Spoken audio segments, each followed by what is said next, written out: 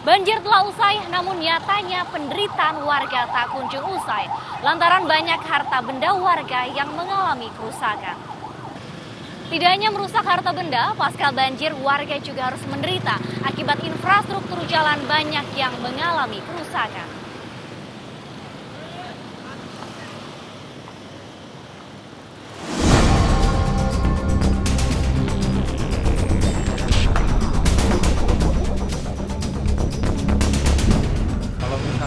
Lebih bagus lagi kalau misalnya bisa diatur dulu, dibaikin aja dulu bagus jalannya. Ini Pak, jalan rusak. Tanggapan Mas sendiri sebagai pengendara motor gimana, Mas? Ganggu banget ya. Iya. Terutama kan kerjaan saya sebagai pengantar gitu. Iya. Ganggu banget sih. Soalnya akhirnya pada nutupin jalan lubang-lubang itu. Jadi saya kalau pagi jam 6 udah di sini. Kadang-kadang melihat orang udah dibawa ke sini, digotong, tolongin. Jatuh karena dia lewatin lubang. Karena jalan jeblongan ini.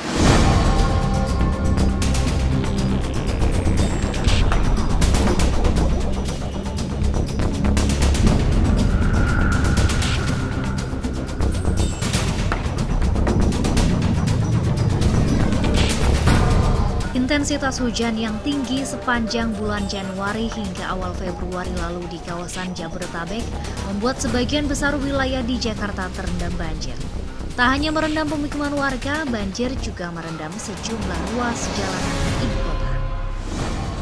Berdasarkan data dari Badan Penanggulangan Bencana Daerah DKI Jakarta, banjir yang merendam Jakarta membuat 25 ruas jalan di ibu kota terendam banjir. Di antaranya, Jakarta Selatan 6 ruas jalan,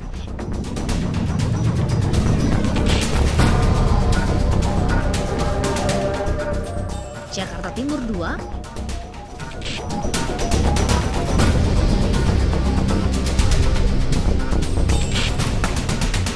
Jakarta Barat 13,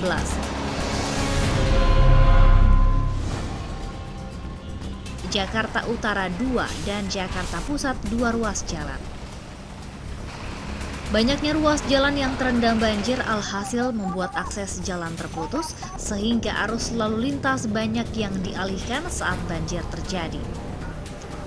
Kini banjir telah usai seiring semakin menurunnya intensitas hujan yang terjadi.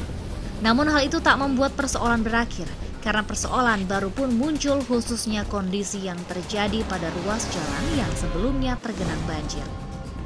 Ruas jalan yang sebelumnya tergenang banjir dan terguyur hujan saat ini meninggalkan lubang menganga serta meninggalkan kerusakan yang sangat membahayakan bagi pengendara.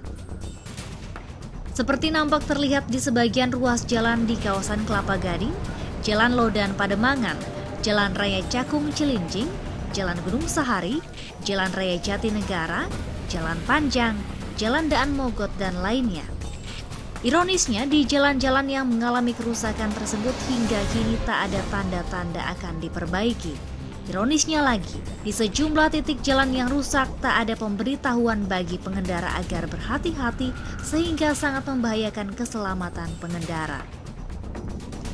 Sementara itu, berdasarkan data dari Dinas Pekerjaan Umum DKI Jakarta, akibat terendam banjir dan terguyur hujan yang terus-menerus mengakibatkan sebanyak 547 ruas jalan di Jakarta mengalami kerusakan atau 6.446 titik jalan dengan luas 136.117 meter persegi. Dari jumlah tersebut hingga kini baru sebanyak 5.160 titik atau 107.266 meter persegi yang diperbaiki. Sedangkan sisanya sebanyak 1.286 titik atau 28.851 meter persegi jalan hingga kini belum diperbaiki.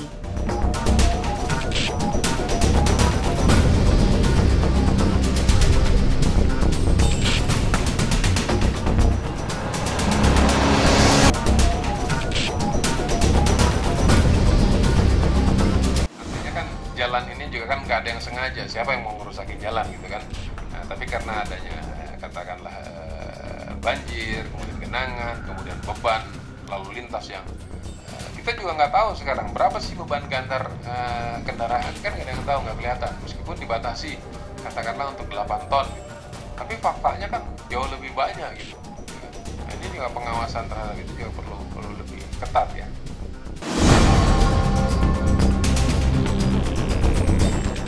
Sungguh ironis memang, hampir setiap tahun jalanan di ibu kota mengalami kerusakan, terlebih di saat musim penghujan.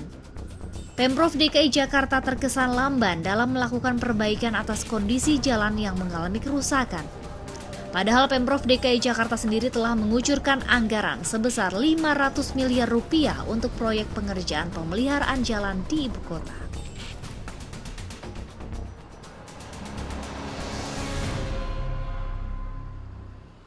Nah, yang menjadi masalah sekarang adalah ketika musim hujan datang ini, kita melihat air melimpah di mana-mana, kemudian drainasenya tidak mendukung.